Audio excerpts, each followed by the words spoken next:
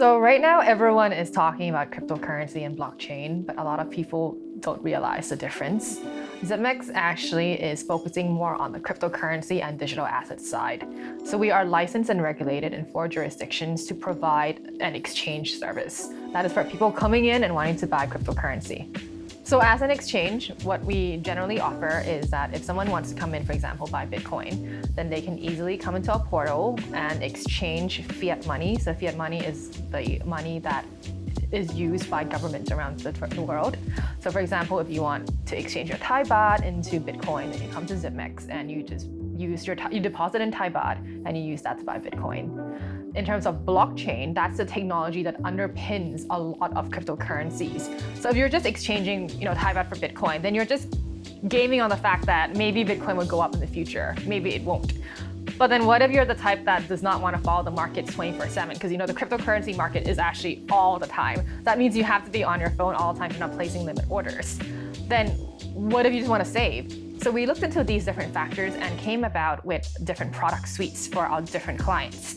For instance, we launched ZipUp, which is an alternative savings program. You can purchase any digital currencies within our ZipUp program and get bonus rates on that. For example, you might have heard of the digital yuan, which the Chinese government is rolling out. There's also digital USD. But because the US government is not working to implement this, there's many types of digital USD.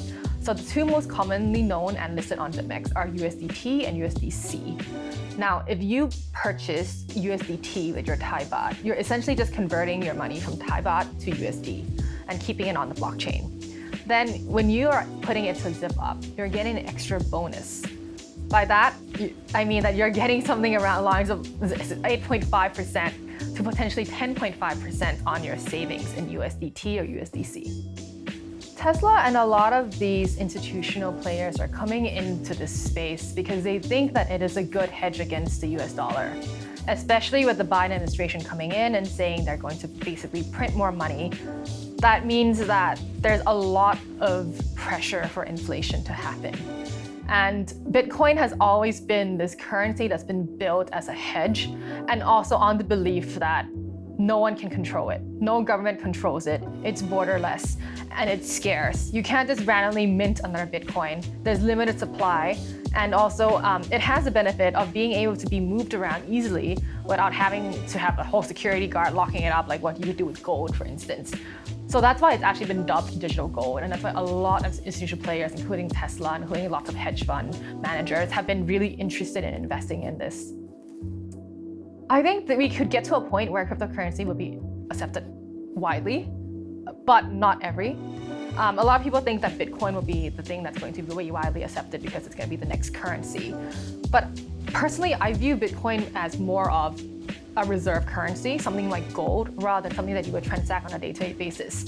I mean, if something that you're holding is increasing in value every day, then why would you randomly go to a 7-Eleven and purchase a can of Coke with it? For people who are just interested and have no idea where to start, I would just recommend just trying it out yourself. There's absolutely no minimum. It used to be 30 baht. Now that we've changed a little bit of our exchange function, you can just go in with 10 as well. But I recommend maybe just putting in a little bit more, just to have a little bit of skin in the game, just enough so that it makes you interested to follow on what's going on in the markets.